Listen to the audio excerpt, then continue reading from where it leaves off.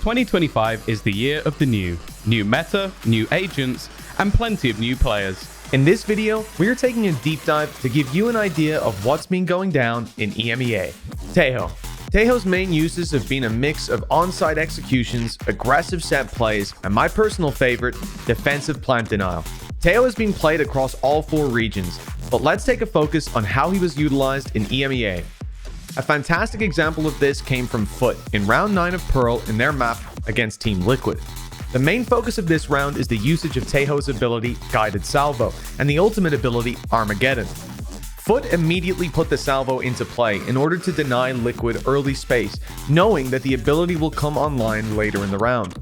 They combine this with Astra utility to make sure any player around the area has no escape. And when the take is finally ready to come in for Liquid, they are met with Armageddon, forcing them forward into either the second use of Guided Salvo or the very capable hands of Zeus. We were also lucky enough to speak to Mr. Fallen about the agent, and here's what he had to say. Tejo is like a useful when you use combination with the other agents, but not on alone. You have to just take one move initiator, like Kaio survive with it, so it's going to be much more good information for you picking Tejo, because you will 100% sure there is no people when you're using Tejo skills in the map. We've seen a trend in Taho being used in place of initiators like Sova, where the gain of conditioning utility will hopefully outweigh the abilities you're now missing, like a Sova drone or a Skydog. However, Taho is just the tip of the iceberg when it comes to EMEA. This year, we have seen a massive amount of variety within the region, resulting in a pool that has seen every single agent played. One agent who's made a pretty big resurgence is Astra, after the return of her 5th star and the opportunity for more combinations thanks to the new agents addition. Although Casey's time at kickoff was cut short, Sugetsu racked up 141 rounds on the agent and pulled off a very impressive clutch versus Vitality. So now Sugetsu left in a 1v3, he brings it down to a 1v2. Obscuring vision. Our drone is up in the air. 10 seconds, still taking a couple of cautionary steps just to make sure, just in case. Christ, the timing! Oh! Sugetsu answers back with his own Red Bull clutch. Yoru's popularity has continued to grow with more and more demand for a duelist with flashes and the chance to show off some real flair while doing it. Going to be able to add a little bit extra. He has faked it. Durka has faked it. One straight through! For Apex, this came in the form of the new guy on the block, Batu, who teamed up with Fluorescent for some double flash duelist action. Or you talk about it, less likely it seems. There's the first. There you go, one done, and it's gone. Another new agent to the VCT was Vice, who was introduced fairly early in the off-season. We spoke to Gorilla, coach of Movistar Koi, who gave us an overview of what he believes makes the agent competitive. I think what made Vice desirable for us was definitely the Razor Vine buff that happened over the new year, where the tick rate, damage per tick, got increased from 6 to 10. It made it like really hard for people to actually enter the site whilst the vines were up, which bought time for rotates, and also for when we're playing on attack, throwing the vines and the choke points as we're executing on the site made it hard for people to like flood in and help their teammates on site. Koi ran not 1, but 2 sentinels, due to the difficult nature of holding down sites from multiple angles. We spoke to Gorilla about the concept behind the comp.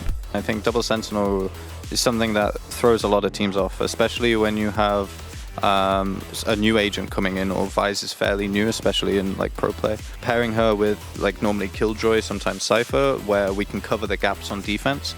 We just thought it was a great idea and a nice little gimmick. But not all agents have seen an uptick in play rate. Neon, who dominated the headlines at the end of 2024, has taken a nosedive in pick rate from champions last year.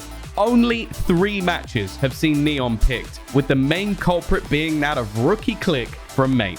Has he seen something that the other teams haven't? Obviously, EMEA is not the only region in the scene, so the question then becomes, what does everyone else think? Pacific and China completely disagree on Neon falling out of the meta, with a whopping 22 and 29% pick rate, in comparison to America and EMEA, who have her down at just 3%. Then again, when you have players like ConCon in your region, you have to ask, is the agent still good, or is it just him? Continuing this theme, only Pacific has an agent with more than 50% pick rate. namely Raze. But with Yoru making a name in EMEA and Neon being used within Asia, the question has to be asked, is this the most diverse pool in Valorant history? Taking a look back at last year, it's looking fairly likely.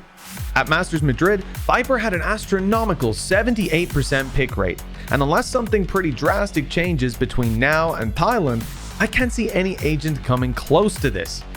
We asked some representatives of Pacific and NA what they thought. All I have to say is maybe some teams started using Taho and some teams stopped using Taho, and some teams are actually implementing Taho quite well in the current meta.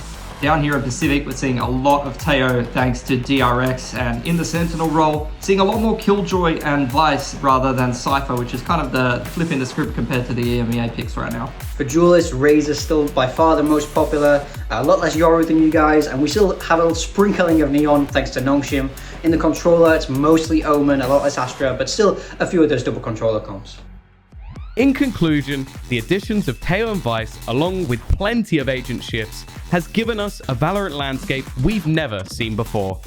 With potential to run any agent in the pool, no real must picks, and some of the brightest IGLs starting to flex, it is almost impossible to tell what amazing combinations teams in Thailand could bring to the table.